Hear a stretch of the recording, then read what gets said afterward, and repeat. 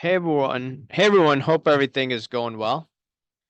I wanted to do a video today on how I believe comps are misleading. Now, this may seem obvious, but I do want to show instances where, in some instances, you have to make sure you are skeptical of the prices that you look at. Once again, fairly obvious to many, but I want to show you this example from even last week. Last week I did a video and I said, hey, Tom Brady pumping in full force. What I found interesting was that on Sports Card Investors website, they had reported a sale for $3.5 million. And I first found this on their website.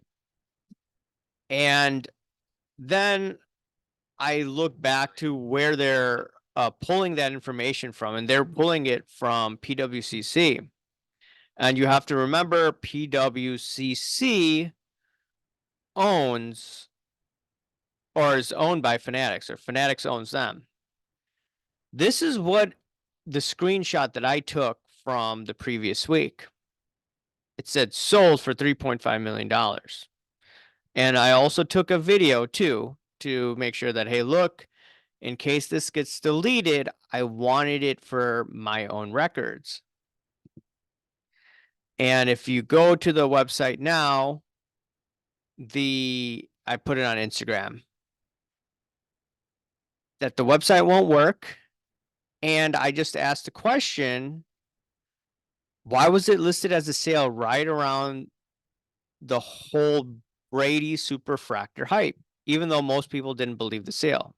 I got messages saying that, hey, look, that didn't look real, which I could understand why a lot of people thought that when one of the previous sales was $336,000. You're not going to 10x the card value in 10 months. That was a thought process of individuals. Very good observation. Now, my thought process was it seemed fishy. And what was going on that whole week? From last week, this is on CNBC. This is not some small news organization. Fanatics Tops is putting Tom Brady on a Montreal's Expos trading card. All this hype was going on about the Brady card. In addition, you saw the hype around the breakers getting these cards. Pac-Man even pulled a very scarce 1 out of 50 Tom Brady card. Isn't it strange that PWCC had this for sale the same week Tom Brady had his rookie card? It could just merely be a coincidence. I just find it to be strange.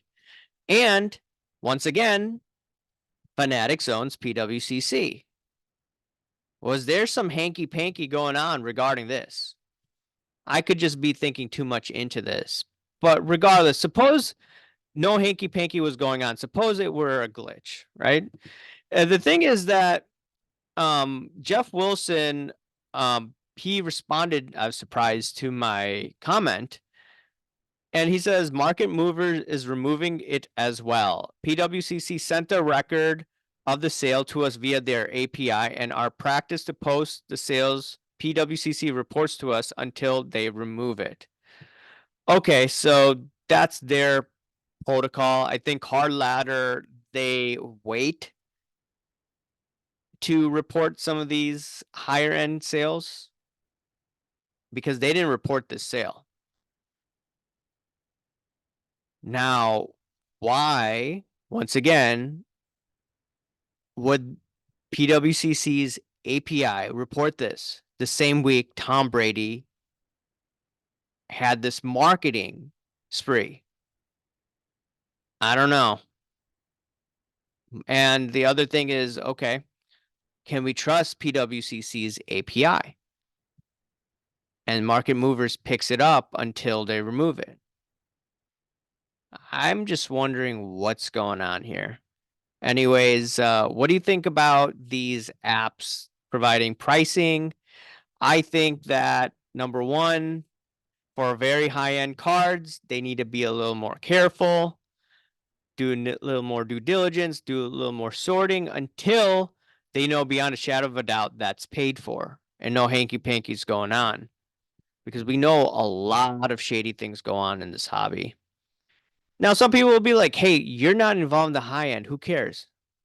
Well, the thing is, if you remember from a couple of years ago, some of these high end sales, because of this bullish activity, it rippled even in the mid end cards, lower end cards as well. So that's why it's important to check all of these out.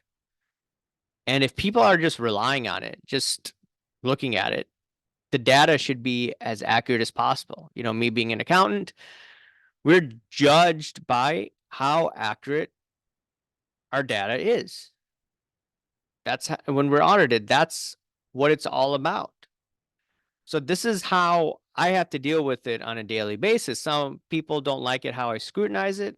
Well, that's my profession. And I'm doing this for fun though. But that's how I'm trained and that's how I'm trying to look at things in this hobby as well. It is what it is though. I want to hear your thoughts. Anyways, I'll talk to you later. See ya. Bye.